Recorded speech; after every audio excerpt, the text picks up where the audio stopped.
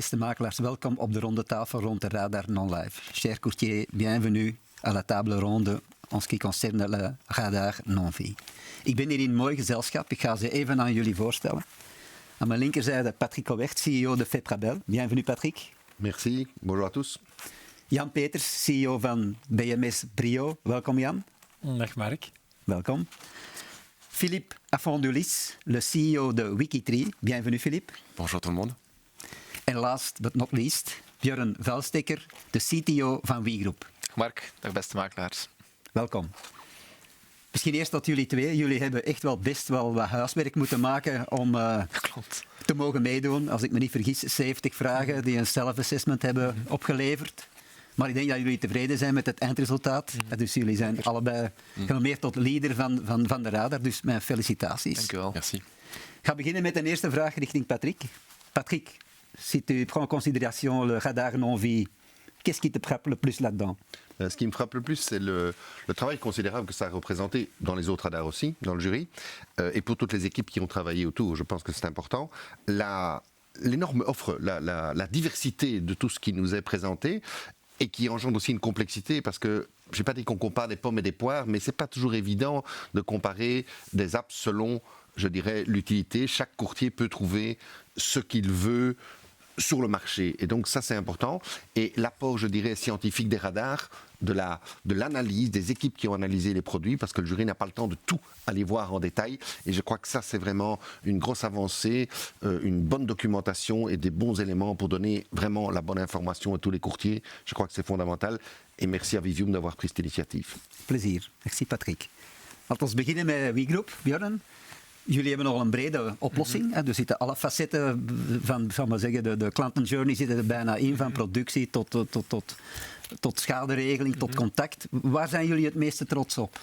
Ik denk in eerste instantie dat we toch het meeste trots zijn dat Louise echt bijdraagt in die kantoorefficiëntie. Uit de rondvraag hebben we toch gemerkt dat ergens 30-35% van de tijd dat gespendeerd wordt op een kantoor nog altijd gaat naar wat die administratieve rompslomp, naar de dagdagelijkse zaken.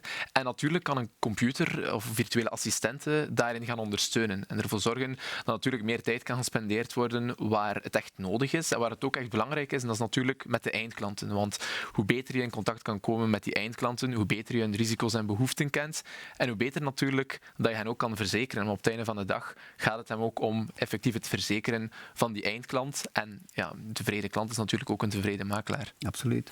Kan u, voor zij die u niet zo goed kennen, een idee geven? Hoe werkt Louise? Bijvoorbeeld in contact met de klant. Kan u beschrijven wat er gebeurt? Wat zie ik als makelaar? Wat zie ik als klant? Ja, tuurlijk. Dus in eerste instantie is Louise een SaaS-platform. Dat is eigenlijk een digitaal platform voor de makelaar achterliggend. SaaS? SaaS is eigenlijk Software as a Service. Dat is inderdaad gewoon een softwareplatform. En het interessante daaraan is dat wij daarin al onze technologische tools ter beschikking stellen van de makelaar. Ik denk bijvoorbeeld aan het opzoeken van een VIN-nummer. Ik denk aan het doorgaan van een adviesgesprek samen met de klant. Ik denk aan een stukje multitarificatie ook, maar ook gaan kijken naar upsell, cross-sell, het definiëren van opportuniteiten op de bestaande portefeuille, maar bijvoorbeeld ook naar nieuwe leads. Ik denk dan aan, stel dat je in contact komt bijvoorbeeld met een garage of met een IMO-kantoor om de hoek, dan kan je die wel gaan laten fungeren voor een stuk als als die neven tussenpersonen bedoel ik. En in dat opzicht willen wij de makelaars toch wel de tools geven om hem te gaan wapenen tegen de independers van deze wereld, om toch ervoor te zorgen dat zij de klant kunnen gaan bedienen met digitale tools waar het nodig is. Bijvoorbeeld bij de aankoop van een huis, bij de aankoop van een wagen.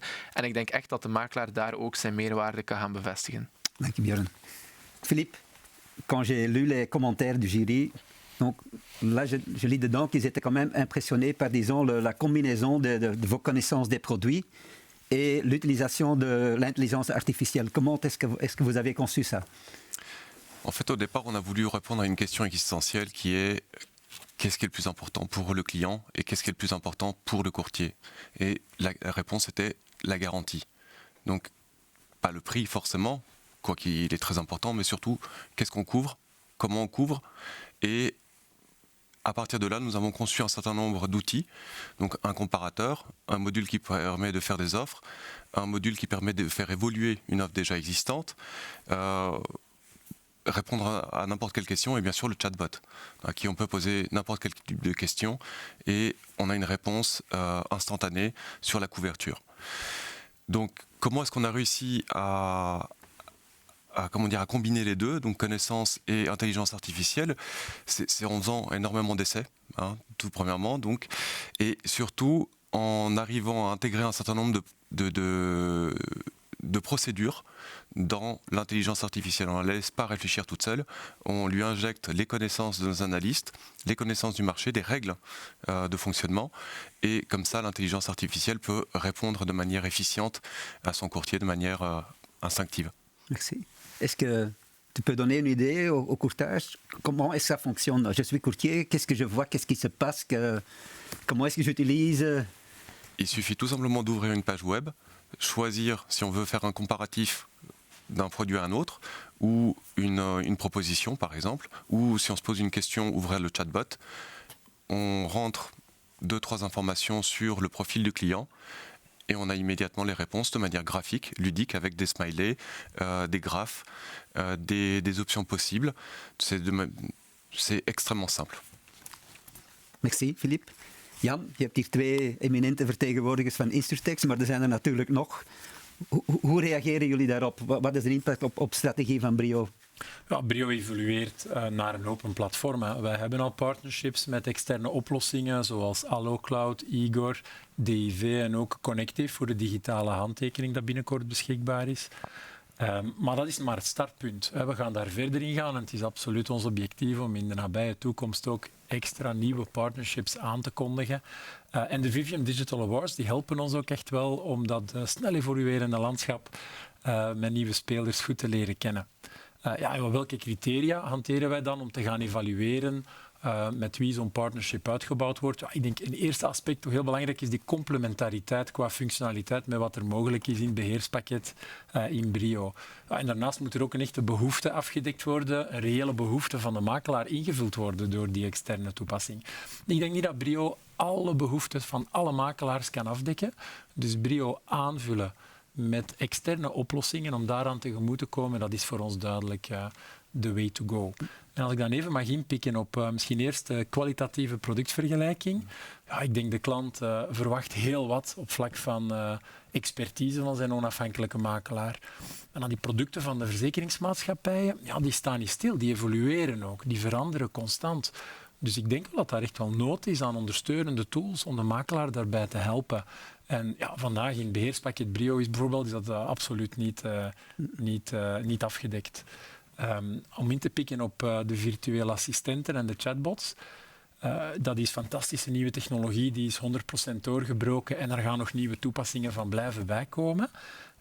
Maar natuurlijk, om dat intelligent te maken, is er heel veel data nodig.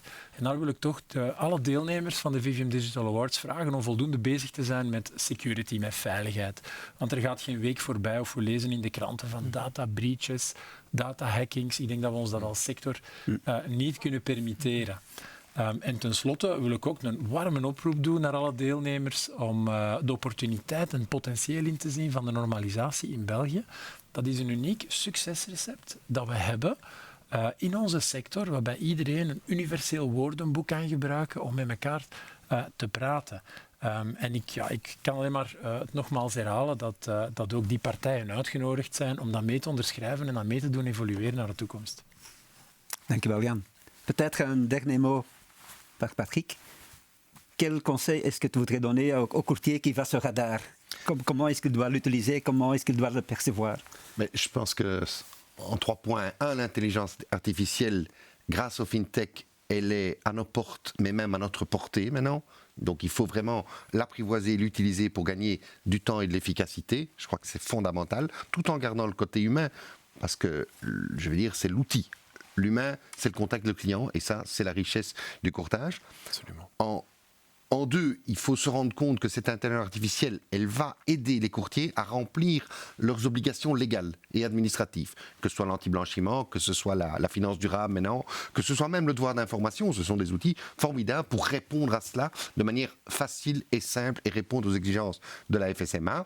Et troisièmement, je pense que grâce à toutes ces fintechs et au secteur, et là c'est un appel aussi aux compagnies d'assurance, si on met toutes nos forces ensemble, on va avoir mieux qu'une app normale, on va avoir la super app du secteur pour le courtage.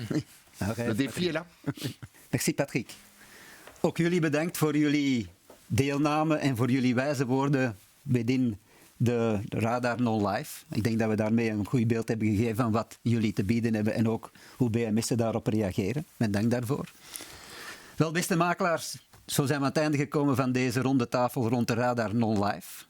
Ik wens jullie nog een prettige namiddag. Ik zal zeggen, ik schakel snel over naar de mainstage en gebruik daarvoor de knop die daarvoor voorzien is.